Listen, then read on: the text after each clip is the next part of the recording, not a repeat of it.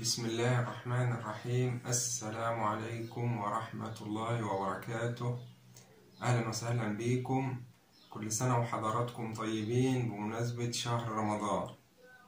النهاردة هنتكلم في موضوع يمكن ناس كتير بتسأل فيه، وهو الفرق بين الرخام والجرانيت.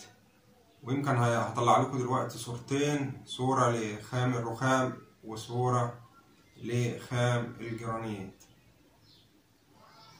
عشان نتكلم عن الفرق بين الرخام والجرانيت. هنتكلم في كذا محور. أول محور هو التكوين. الرخام والجرانيت الاتنين عبارة عن أحجار طبيعية، بس الجرانيت عبارة عن صخر ناري أو حجر ناري. يعني ايه حجر ناري؟ الحجر الناري ده هو بينشأ من تجمد الماجما اللي هي المنصهرة في باطن الأرض، اللي هي بتبقى شبيهة بالعصارة اللي بتقذف من البراكين. لو بتشوفها بتبقى منصهرة ودرجة حرارتها عالية، فلما بتبرد وبتتجمد دي بتكون صخور نارية، والصخور النارية دي هي أقوى أنواع الصخور. أما لو اتكلمنا عن الرخام، فالرخام برضه حجر طبيعي، ولكن هو صخر متحول. يعني ايه صخر متحول؟ أنا عندي زي ما قلت فيه صخور نارية وفيه صخور رسوبية. الصخور الرسوبية دي بتنشأ من انتقال الرمال والأحجار الجيرية بفعل عوامل التعرية اللي هي زي المياه والهواء، وترسيبها على هيئة طبقات.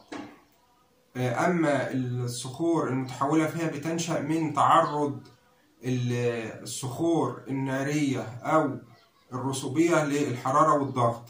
وأنا عندي الرخام هو بينشأ من تعرض الصخور أو الأحجار الرسوبية إلى العوامل الحرارة والضغط، فبينشأ عندي الرخام. ده أول حاجة. تاني حاجة هفرق فيها بين الرخام والجرانيت هي الشكل. ويمكن بلاقي في الغالب ان شكل الجرانيت بيبقى محبب، وده ناتج لطبيعة تكوينه ان هو صخر ناري بيتعرض، عبارة عن حجر تعرض لحرارة وضغط عالي او كان منصهر وتجمد. اما الرخام فهو بيبقى معرق، وده برضه نتيجة لأن هو عبارة عن نشأ عن صخر رسوبي، عبارة عن طبقات. كانت طبقات، والطبقات تعرضت لحرارة وضغط اكتسبت قوة ومتانة. هنشوف دلوقتي أهو صورة للجرانيت، ودي صورة للرخام.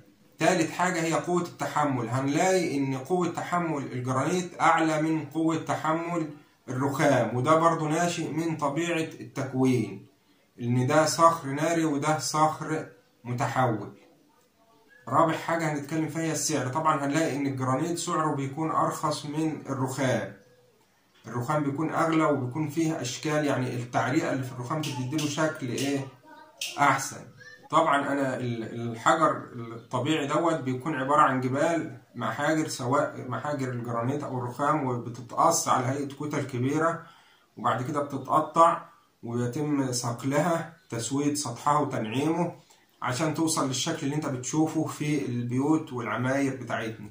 في الغالب ان بيكون شكل الرخام يعني ومظهره احسن من شكل الجرانيت، نتيجة للتعريقة اللي بتكون فيه، اللي هي ناتجة من تكونه الاصلي، فبتديله شكل اجمل واحسن من شكل الجرانيت.